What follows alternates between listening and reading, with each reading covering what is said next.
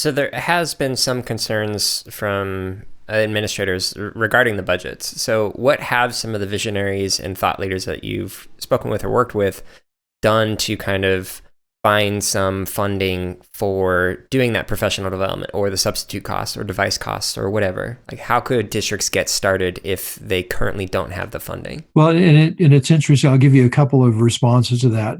I was talking to a CS education leader in Texas, and somebody brought up the funding obstacle, we'll call it, and she said, if you just look around at all of the marching bands we have in Texas and how much money they spend on instruments and uniforms and competitions and everything else, don't tell me there's not money to be found in the budget for computer science education. So one of the responses is sort of a priority question, and I'm all for marching bands, having been a former marching band member myself.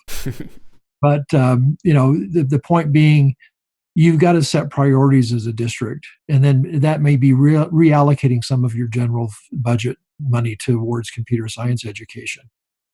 The second thing that we see, I'll give you one that's obvious and one that's not so obvious. The obvious one we see is there are many states around the country whose legislatures are now appropriating funds specifically for computer science education. And sometimes it's a more open-ended grant in the form of you can use this for professional development or devices or covering administrative expenses if you need to hire someone else at the district level, or here's some money to do some planning, some strategic planning around computer science. So those are clear opportunities where funds have been earmarked specifically for computer science education, and districts can apply for those and then have the funding to be able to do it.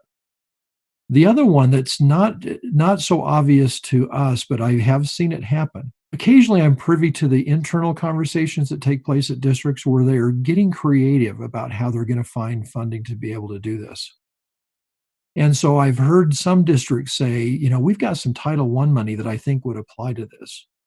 Or we've got some Title II funds that I think we could designate towards this computer science education. Or there was one district that said, we have a Mexican arts grant. It's broad enough that if we could integrate coding into art, there might be a way that we could, earmark some of those funds or use some of those funds to support a computer science initiative at our school. And then there's other places, Utah comes to mind because I was on a school community council there.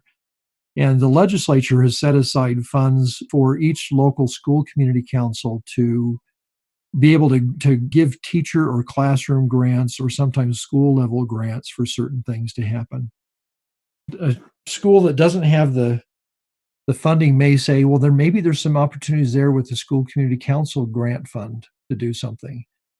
We've also seen, and in fact, I met with somebody from Donors Choose last week when I was in Washington, D.C., and there are a lot of teachers that are either acquiring curriculum resources, sometimes they're acquiring robots and other things to help in their individual classroom. And I talked to them about, are there things that you do on a broader scale where, let's say, a district wants to do something like professional learning, or they want to increase the number of devices they have so the students can go one-to-one?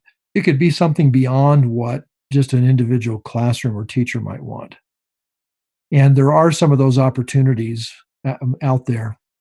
And so I think if a district really wants to do it, that there are some opportunities for funding. This excerpt was from podcast number 19 of the CSK8 podcast, which is titled Advice for School Administrators Interested in CS for All with Clark Merkley. You can listen to this episode and hundreds more by searching for the CSK8 podcast on your favorite podcast app.